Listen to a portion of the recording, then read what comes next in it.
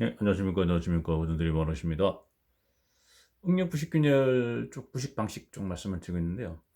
여기 보시면 이제 두 가지 그림이 나옵니다. 왼쪽은 둘 다 똑같이 알루미늄 합금이죠. 알루미늄 합금 용접부에서의 열량량부의 부식을 방지하기 위한 용접 후 열 처리 효과다 이렇게 해가지고요. 예, 보시면 여기 이제 모재고 모재고 베이스 메탈거든. 얘가 이제 용접 비드고요. 요 까만색은 좀 부식된 거, 부식된 자국입니다. 이쪽 부식이 안 됐고 이쪽 부식이 됐죠. 잠깐만 여기가 이제 비드 열량량부가 되겠습니다. 똑같이. 자, 이게 이제 알루미늄 합금이다 보니까 알루미늄은 이제 자체 전압이요. 알루미늄이 그 고유 전압이 마이너스 한 1.68V 정도입니다. 마이너스 볼트면 낮죠. FE가 마이너스 0.74V 있잖아요. 74V. 이거보다 더 낮은 거죠. 보통 아연이 얼마냐면 아연이 마이너스 0.76 정도입니다. 마이너스 0.76V 정도. 아연이 이렇게 됩니다. 아연 보시면 0.76V 되는데 알루미늄 더 낮죠. 그러니까 이게 낮을수록 그만큼 아니 부식이라든가 부식 정도가 크다는 부식이 잘 된 거죠. 부식 크다는 거죠.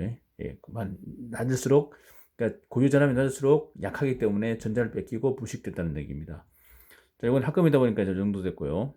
그럼 이제 단순 비교를 해보겠습니다. 같은 이제 이건 as welded 얘는 unwelded 그러니까 후열 처리한 거, 풀림 처리한 거 얘는 용접한 자체.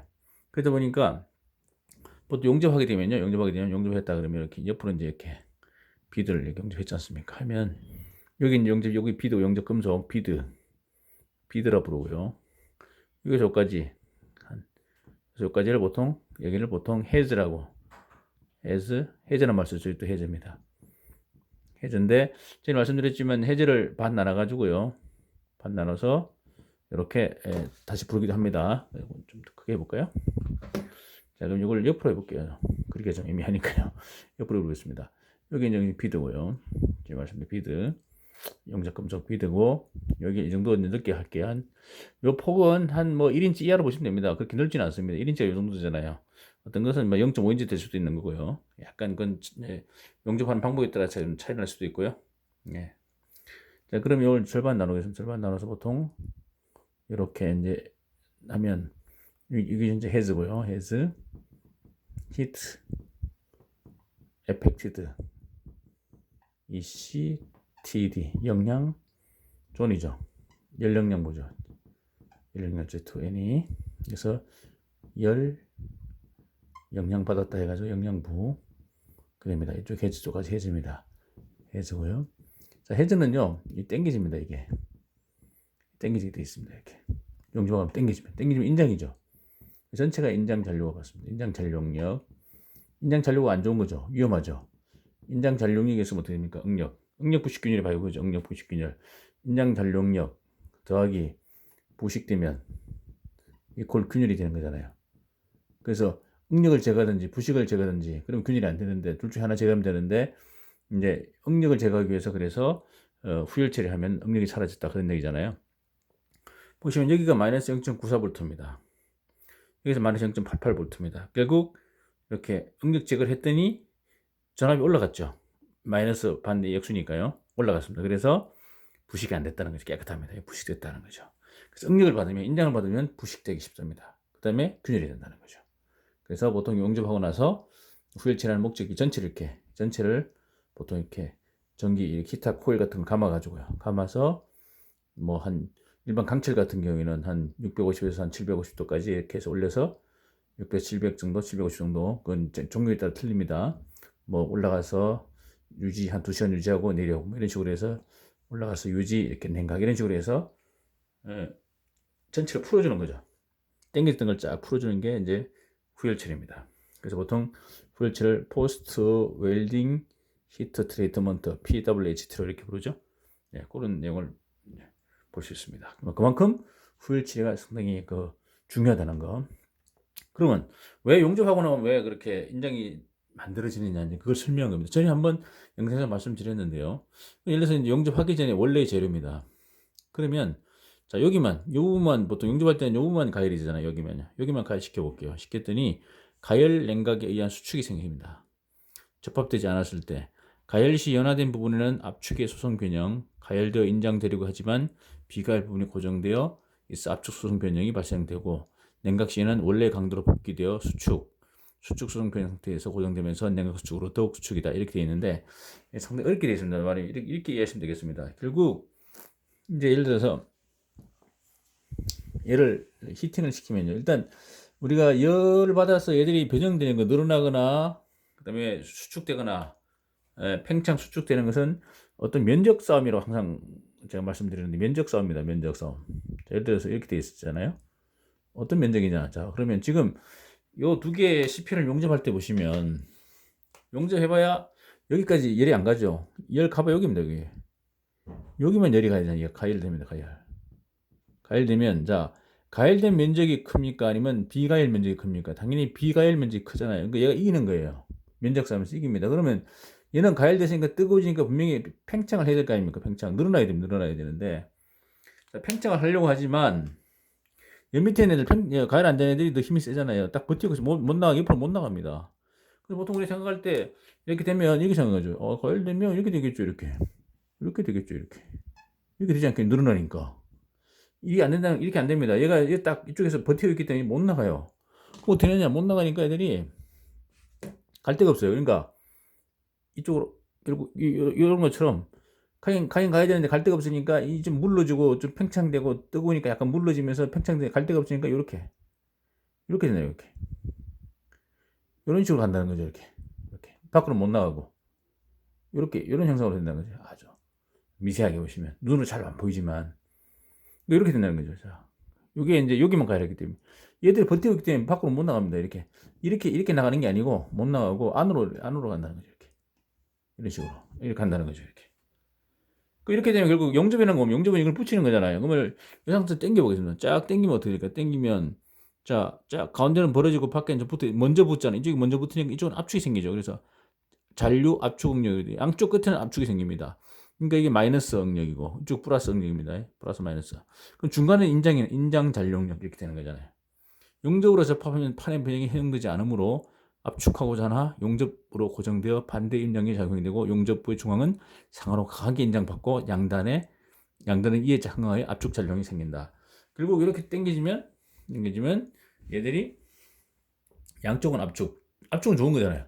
근데 문제는 뭡니까? 압축은 문제 없잖아요. 좋은 거니까. 인장 중간에 그 대부분이 인장이 생긴 여기 인장 생기니까 이 부분이 인장 응력 안 좋은 거니까 생긴다 이런 얘기입니다. 그래서 이걸 풀어주는 방법. 그리고 이걸 풀어주는 방법은 전체를 이렇게 코일로 감싸가지고 한 600에서 50, 한 750도 정도 강정에 틀립니다. 합강강은 한 750도, 탄소강은 750 넘어가면 애완 변태 넘어가니까 안 되죠. 그 밑으로 해가지고 이렇게 해서 유지해서 한 2시간 유지해서 냉각하면 이게 전체가 풀어집니다. 땡겨졌던 게 다 풀어져가지고 인장이 사라지게 만드는. 그래서 이걸 보시면 여기 이해가 되는 거죠. 그래서 전체를 이렇게 풀어줘야만이 전압이 올라가면서 내성이 증가되니까 부식이 안 되더라. 부식균열 방지하기 위해서 후열 처리 해야 된다. 이제 그런 개념이 되는 거죠. 그래서 보통 우리 용접에서 얘기할 때 전열 처리, 후열 처리가 있는데 후열 처리 목적은요. 후열 처리는 이제 PWHT 포스트 웰딩 히트 트리트먼트고요. 예, 1번 목적이 뭡니까? 목적 해즈죠. 인력영부 헤트 이펙트 존 전체의 인장 잔류 응력 제거죠. 이렇게 보시면 되겠죠. 잔류 응력 위험하니까 제거 목적입니다. 가열 온도는 강종에 따라 틀리고요. 약 650에서 한 750도 정도 대략 이렇게 보시면 됩니다. 근데 탄소광은 뭡니까?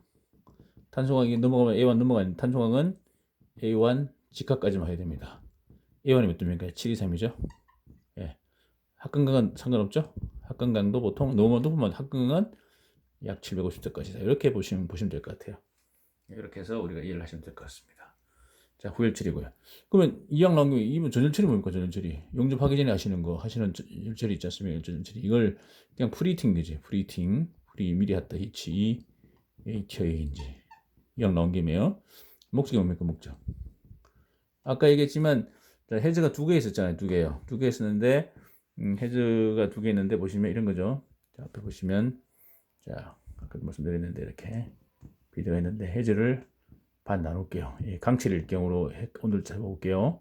요거 1500도입니다. 녹았죠? 여기 900도입니다. 500도입니다. 해저 안쪽과 바깥쪽이잖아요.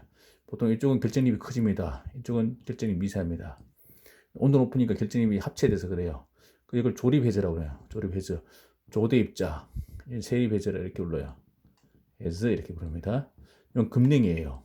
용접하고 나면 이건 선행입니다. 용접에서 말씀드렸는데, 자, 비드 이제 뜨거운 공기 중에서 공냉이니까 약 20도 모재에서 공기 중에 냉을 뜨는데, 공냉은 원래 선행이지 않습니까? 불림체도 똑같은. 그렇지만 금속에서 열이 빠져나가기 때문에, 자, 고온에서 열이 빠질 때는 20도로 빠질 때는 빨리 빠집니다. 900도에는 좀 느리고. 그래서 물 담금질이랑 똑같은 정도로 빠집니다. 그래서 안쪽은 조립, 금냉. 이거 뭐가 생깁니까? 마르텐 사이트 생기죠. 이쪽은 그냥 페펄이죠. 그냥 페플러스 펄. 선행이니까, 금냉이 되니까 선행. 목적입니까?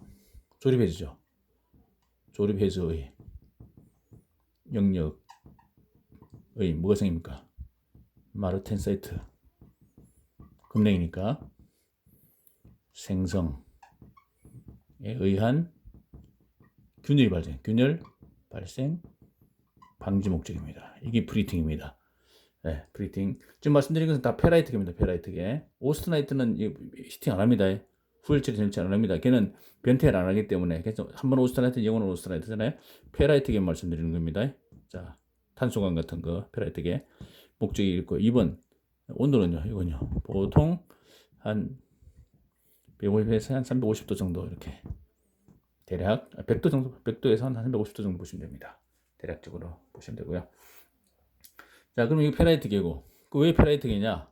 자, 전에 한 말씀 드렸는데, 이거 기억나시는 거 모르겠어요? 자, 오스트나이트는 열 처리를 안 하죠. 안 하는 이유가 뭡니까? 자, 페라이트고 오스트나이트 두 가지를 한번 보겠습니다. 오스트나이트, 페라이트 지금 상온 기점입니다. 영도시다. 페라이트 올라갑니다. 자, 근데 올라가면 오스트나이트 변태를 합니다. 이게 뭡니까? 그래서 이게 순철일 때는 몇 도입니까? 순철일 때는 910도. 자, 탄소광은요. A1 변태죠. 723이고요. 합금강은 이건 810도라고 보십니다. 810도. 이쪽으로 뺄게요. 자, 이쪽이 오스트나이트입니다. 얘는요, 올라갔어요. 오스트나이트입니다. 변태가 없어요. 자, 또 올라갑니다. 자, 올라가면요. 다시 페라이트로 바뀝니다. 그러다가 액체, 용융됩니다. 액체. 녹아버리죠. 자, 순철 몇 도? 1539도 철. 자, 페라이트는 순철만요.